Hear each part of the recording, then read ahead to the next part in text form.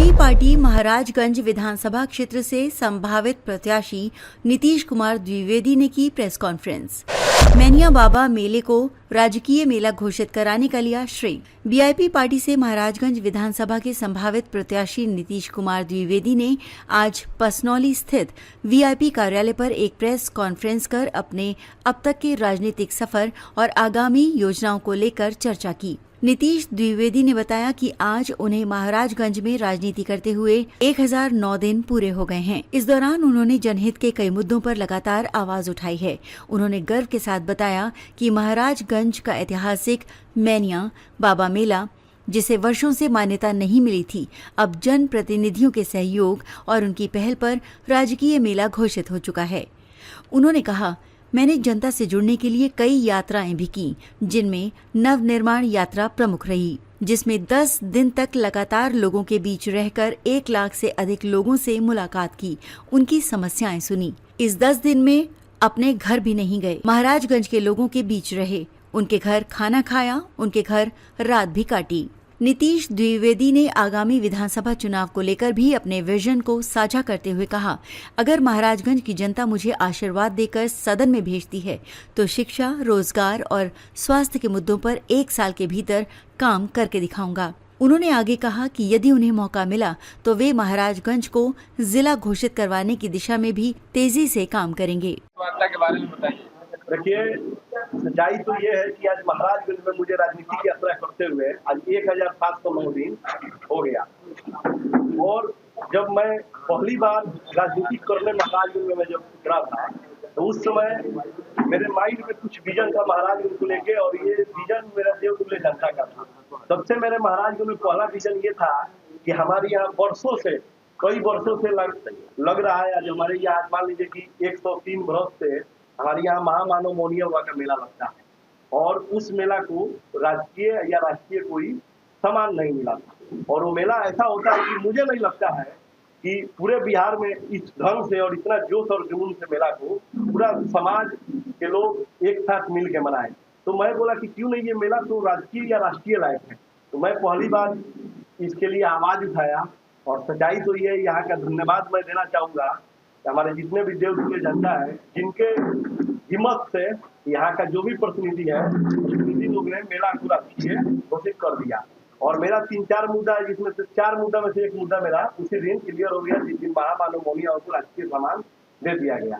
फिर उसके बाद मेरा जो मुद्दा हुआ, क्योंकि जब मैं यही महाराजगंज से 12वीं से मैं पढ़ाई किया, और जब मैं 12वीं की पढ़ाई करने के बाद ना चाहते हुए अपने क्षेत्र, अपने समाज, अपने घर परिवार को छोड़ के मुझे उच्च शिक्षा के लिए अन्य राज्य में जाना पड़ा, ना चाहते हुए। जब मैं वहां गया अन्य राज्य में शिक्षा के लिए, तो भाई साहब मैं आप लोग को बताऊं, 20 दिन तक मुझे मन नहीं लग रहा था कि मैं कहाँ आ गया हूँ सबको छोड़ के। मुझे लग रहा था कि मेरा कुछ उजड़ गया है, तो मुझे बहुत दुख हुआ। फिर मैं पढ़ाई लिखाई अपने हिसाब से जब मैं किया, फिर पढ़ाई लिखाई करने के बाद मैं सोचा कि आखिर में हमारे यहाँ 3 जिला में 80 लाख से ज्यादा आबादी है, लेकिन एक वो सिर्फ मात्र यूनिवर्सिटी है। अगर आप बताइए, वो भी जो यूनिवर्सिटी है, जो विश्वविद्यालय है, वो भी विश्वविद्यालय में टाइम से सेशन नहीं होता है।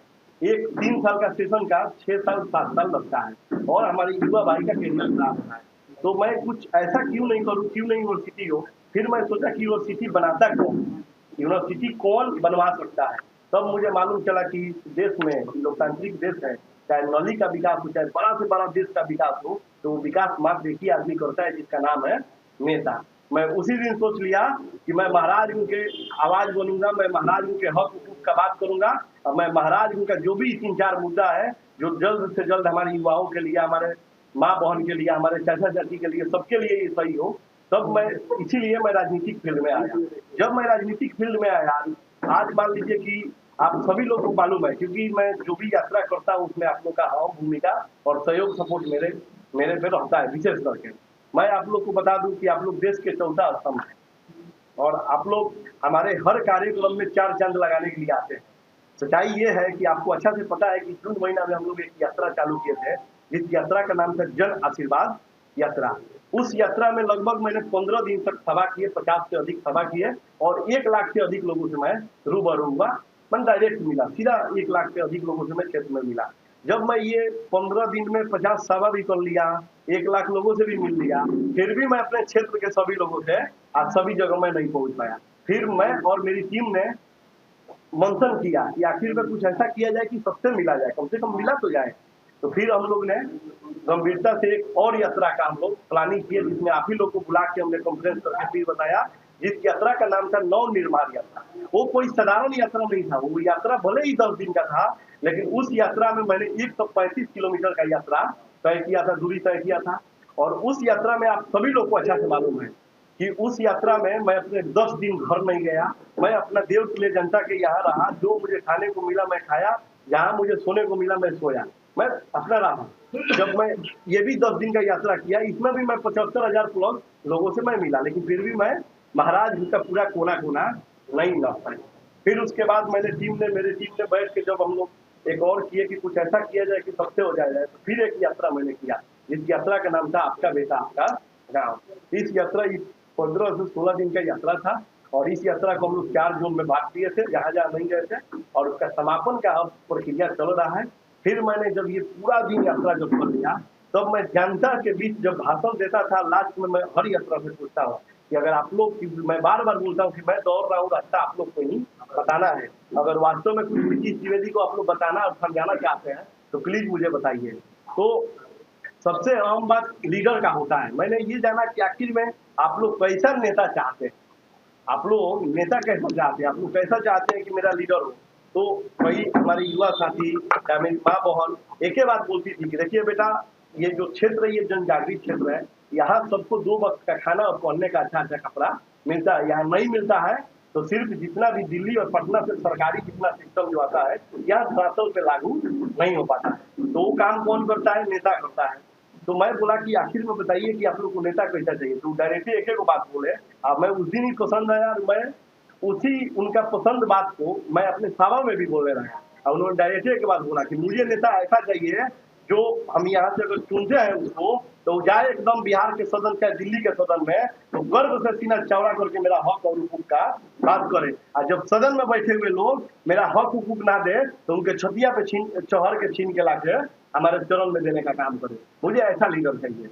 मैं बोला अरे वाह बहुत सुंदर, क्योंकि अपने भोजपुरी में कहावत है, बात एगो बात का कई गो बात होता है। कोई कहता है कान नठी पे चढ़े हैं, तो वास्तव में थोड़ी नठी पे चढ़े हैं। भाषा हमारा बोलू कैसा है, लेकिन उनका कहने का मतलब है कि जाके मैंने जबरदस्ती उनको ही करके कि नहीं मुझे ये हक चाहिए तो चाहिए, और जाके जबरदस्ती उनको छीन के लेके लाके हमने दे। माने उनका वर्ड बोलू अलग है, लेकिन उनका भावना का कदर करिए, शब्द पे यहाँ ध्यान नहीं देना है। फिर उसके बाद मैंने ये इसको भी एक मुद्दा बना दिया। फिर उसके बाद एक मुद्दा हुआ जो कि आप सभी लोग को मालूम है कि अगर जो जिला देने का जो नीति और नियम होता है, उससे हमारा महाराजगंज कई ज्यादा परिपूर्ण है। अब आप बताइए कि अब नहीं यहाँ जहाँ 70% आबादी है, शेखपुरा चले जाइए, सीवर चले जाइए, मधेपुरा चले जाइए, अपने ही बिहार में है।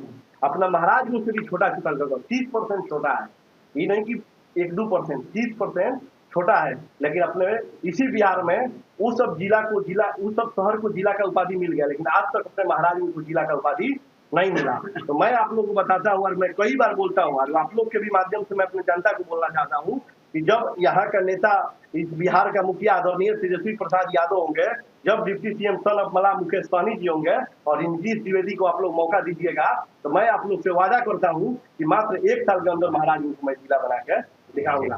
फिर मेरा कुछ उद्देश्य हुआ, फिर स्वास्थ्य को लेकर हुआ। आज बताइए कि अपने यहाँ चमचमाहट पूरा एकदम सुंदर सा बिल्डिंग बनाया हुआ, एसी कमरा बनाया हुआ, 75 बेड का महाराजगंज अस्पताल, लेकिन एक भी सर्जन यहाँ दिखाई नहीं देते हैं। आज अगर हमारे किसी देवतुल्य जनता को कुछ बहुत बिजोड़ चोट लग जाए, चाहे उनको दिल का दौरा हो जाए, चाहे कैंसर जैसा पीड़ित गंभीर बीमारी से पीड़ित हो जाए, चाहे उनका एक्सीडेंट हो जाए, चाहे अपराधियों के द्वारा उनको गोली मार दिया जाए, तो उसका इलाज महाराजगंज में नहीं है। सिवान और पटना जाते जाते पीछे में दम तोड़ देता है लोग। ये घटना अधिकतर यहाँ पे देखने को मिलता है। मैं आज जब ये स्वास्थ्य को लेकर मैं सोचा, तो मैं बार बार अभी मैं जितना भी यात्रा किया उस सब यात्रा में आप लोग पता कीजिएगा, मैं अपने जनता से एक ही बात बोलता हूँ कि जब हमारे आदरणीय नेता तेजस्वी प्रसाद यादव जी जब मुख्यमंत्री बनेंगे, आदरणीय हमारे नेता सन ऑफ मला मुकेश सहनी जब डिप्टी सीएम बनेंगे, और ये बेटा के रुआ लोग हिम्मत देम और शक्ति देम और यहाँ का सेवा करे के मौका देम, तो मात्र 10 दिन के अंदर हम 10-10 सर्जन लाके महाराज हॉस्पिटल में दिखाने का काम करेंगे। ये भी मुद्दा मेरा है, ये भी मुद्दा के तहत मैं 4 दिन लिख लूंगा। मेरा देखिए 3 मुद्दा ऐसा है जिसको लेके मैं 4 तिहाई 12 दिन का ये मेरा सभा होगा। पहले मैं शिक्षा पे बात करूंगा, इसलिए क्योंकि मैं शिक्षा से ही राजनीतिक में आया। अगर हमको उच्च शिक्षा का यहाँ व्यवस्था हो गया होता तो मुझे लगता है कि मैं कोई अन्य कार्य करता होगा, राजनीतिक नहीं करता। लेकिन यही हुआ कि मैं उसी दिन सोच लिया कि मैं कुछ भी करना पड़े, चाहे मुझे किसी से लड़ना पड़े या चाहे कुछ भी करना पड़े, लेकिन मैं महाराजगंज में नेता बनूंगा, क्योंकि जब नेता बनूंगा तभी मैं विश्वविद्यालय बनाऊंगा। लोकतंत्र के चौथे स्तंभ मीडिया बंधुओं का मैं धन्यवाद करता हूं, हार्दिक अभिनंदन वंदन करता हूं कि आप लोग अपना कीमती समय निकाल करके और इस महाराजगंज की जनता के दुख दर्द को पूरे देश स्तर पर, पूरे प्रदेश स्तर पर सुनाने का कार्य करने जा रहे हैं। मैं आपको अपना संक्षिप्त में परिचय देना चाहता हूं। मैं पटना के क्रांतिकारी धरती पर पुरानी पेंशन के लिए हम लोगों ने विजय कुमार बंधु जी के नेतृत्व में कल आंदोलन किया था और सरकार से, नीतीश बाबू जी से, मोदी जी से हम लोगों ने मांग किया था कि इस देश की जो भी संस्था है, जो भी सरकारी संस्थाएं हैं, चाहे वो रेल हो, चाहे देश के निर्माण में शिक्षकों का योगदान हो, चाहे जो कुछ भी है, ये देश के बुद्धिजीवी पर ही चला रहा है। और उसी के उपरांत हमारे बड़े भाई नितेश द्विवेदी जी का पटना में अचानक से मुलाकात हो जाती है और इन्होंने अपने विचारों को हमारे साथ साझा करने का कार्य किया। मैं आपको अवगत कराना चाहता हूं कि मैं उत्तर प्रदेश से आया हूं, न तो मैं इनका वोटर हूं और न ही सपोर्टर हूं, बल्कि इनके विचारों से प्रभावित होकर के जिस तरीके से आज बिहार की जो दशा है, आप चाहे शिक्षा की बात करिए, रोजगार की बात करिए, स्वास्थ्य की बात करिए, पूरे देश में सबसे निचले पायदान पर है। और इन्होंने कसम खाई है कि इस महाराजगंज की जनता को हमें शिक्षा देना है, हमें स्वास्थ्य की व्यवस्था करनी है, हमें इनको स्वरोजगार की सृजन करनी है। और इसी के उद्देश्य से इन्होंने मुझे सादर आमंत्रित किया कि आपका, मैं चाहता हूं कि इस महाराजगंज की जनता को जो वास्तविक पीड़ा है, जो दर्द है, आज लगातार इस सीमावर्ती उत्तर प्रदेश के जो महाराजगंज है, यहाँ से तमाम हमारे बहन बेटियां, तमाम हमारे भाई अपने शिक्षा दीक्षा के लिए हमारे उत्तर प्रदेश में आते हैं, वहां से अपने स्नातक प्रस्नातक की डिग्रियां लेते हैं और उनसे पूछा जाता है कि भाई क्या बात है, आप लोग बिहार से उत्तर प्रदेश में क्यों आते हैं? उनका मात्र एक ही कहना रहता है कि जहां हमारा 3 वर्षीय शिक्षा को 4 सालों में, 5 सालों में, 6 सालों में पूरा करने का कार्य किया जाता है, वहीं उत्तर प्रदेश में हम लोग आसानी से समय से अपनी डिग्री प्राप्त कर लेते हैं। और ये दुर्भाग्य है इस सिवान की जनता का, इस महाराजगंज की जनता का, जो भारत के प्रथम राष्ट्रपति डॉक्टर राजेंद्र प्रसाद का ये धरती है और यहाँ पर आज तक एक विश्वविद्यालय तक नहीं बना। ये बिहार वासियों के लिए, ये महाराजगंज वासियों के लिए, ये सिवान के लिए दुर्भाग्य है। मैं धन्यवाद करता हूँ बड़े भाई नितेश द्विवेदी जी का। इन्होंने जाति धर्म से ऊपर उठ करके और आपके वास्तविक विकास के लिए, आपकी वास्तविक शिक्षा के लिए, आपकी वास्तविक स्वास्थ्य के लिए ये कदम उठाया है। मैं नहीं कहता हूं कि आप नितेश द्विवेदी जी को वोट दीजिए या इनको वोट मत दीजिए, लेकिन मैं महाराजगंज के जनता से एक बार निवेदन करूंगा कि जो आपके बच्चों के भविष्य के लिए, जो आपके बच्चों के भविष्य के लिए और उनके स्वास्थ्य के लिए चिंता करता हो, ऐसे लोगों को सदन में भेजने की जरूरत है। हम देखते हैं हमारे बिहार वासीगण उत्तर प्रदेश में भी लोग जात, धर्म, मजहब, क्षेत्र, भाषा के आधार पर अपने प्रतिनिधियों को भेजने का कार्य करते हैं। जो रसगुदार होते हैं, जिन पर 10 से 15 मुकदमे होते हैं, उनको भेजने का कार्य करते हैं। लेकिन मुझे नहीं लगता है नितेश द्विवेदी जी का जो स्वभाव है, जो इनकी विनम्रता है, आज तक एक भी मुकदमे हुए होंगे। मैं पूछना चाहता हूँ आप पर कितने मुकदमे हैं? तो आप देख सकते हैं ऐसे प्रत्याशियों को सदन में भेजने की जरूरत है जो आपकी हक और अधिकार की लड़ाई को इस सरकार से, इस अपने सदन से सीना चौड़ा करके आपकी हक और अधिकार की लड़ाई को लड़ सकता है। ऐसे लोगों को सदन भेजने की जरूरत है। बाकी यहाँ की जनता ही आने वाले समय में अपना अगर जनादेश प्राप्त करती है तो मैं नीतीश बाबू से भी निवेदन करूंगा, क्योंकि यह महाराजगंज की जनता आपके जैसे तमाम प्रतिनिधियों को सदन में भेज करके और अपने आप को ठगा हुआ महसूस कर रही है। लेकिन मैं आशा करता हूं कि अगर इस महाराजगंज की जनता आप पर विश्वास जताती है, आपको सदन में भेजने की कार्य करती है, आप उनके उम्मीदों पर खरे उतरेंगे, अपने वादों को पूरा करेंगे। अन्यथा यही जनता आपको पंचवर्षीय के बाद से इस सदन से, इस कुर्सी से उखाड़ फेंकेगी। आपको भी कोई संदेह नहीं होनी चाहिए। धन्यवाद। योगी जी की आवाज यहाँ कोई पढ़ता है तो हम सब भाई लोग को कभी मन में नहीं हुआ कि हम सब युवाओं के हाथ में पेन डराया जाए। आप जाके देखिए महाराज का एक एक जो घटना हो रहा है, अपराधी घटना, इस अपराधी घटना में एसपी भी है, डीएसपी भी है, एसएचओ भी है, विधायक भी है, सांसद भी है, मंत्री भी है, फिर भी ये घटना हो रहा है। आखिर में क्यों हो रहा है? क्योंकि यहाँ कोई अच्छा लीडर नहीं है। जब यहाँ कोई अच्छा लीडर होगा तो ये जितना अपराधी हमारे युवा सब भाई को जो पेन के जगह पे लोग हथियार धराने का काम कर रहा है, ये सब रुक जाएगा। और मैं अपने महाराजगंज की जनता से मैं यही हाथ जोड़ से अपील करता हूँ कि आप लोग टेंशन मत लीजिए, क्योंकि कहने वाला आदमी बोला है कि भगवान डरते हैं भक्ति से और सरकार डरती है शक्ति से, और नीतीश द्विवेदी का शक्ति है आप लोग। जब आप लोग का साथ होगा तो मैं आप लोग से वादा दिलाता हूँ कि जितना भी भाई पेन के जगह पे कुछ और पकड़े हैं हाथ में, ये नहीं पकड़ेंगे। मैं आप लोग देखिए हमारे देश के चौथा स्तंभ है। आप लोग को आज तक मालूम है कि अपना सिवान के जो भी राजनीति की ये सारी चीज देखते जा रहे हैं, यहाँ पे उस चीज का बात किया जाएगा। मैं उस सब चीज से बहुत ऊपर उठ के मैं इंसानियत का बात करता हूँ।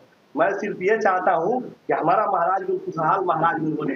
हमारा सालन कमिश्नरी डॉक्टर राजेंद्र बाबू जयप्रकाश नारायण जी का जो पहचान है, इसको धरातल तक एकदम चलते रहे, ताकि इतिहास में बच्चों को पढ़ाया जाए कि हमारे जयप्रकाश नारायण जी भी ऐसा थे, हमारे डॉक्टर राजेंद्र बाबू जी ऐसा थे। आज पढ़ाया जाए कि हमारे आदरणीय लालू प्रसाद यादव जी ऐसा थे, आज हमारे डॉक्टर मोहम्मद साहबुद्दीन साहब ऐसा थे। ये लोग लड़ने के लिए जानते हैं। ये लोग विधायक मंत्री सांसद नहीं था, ये लोग लड़ाई किया। आज देख लीजिए कि अगर गोपालगंज के सामने अगर लड़ना जब चाहा तो गोपालगंज के शान को क्या बोला गया?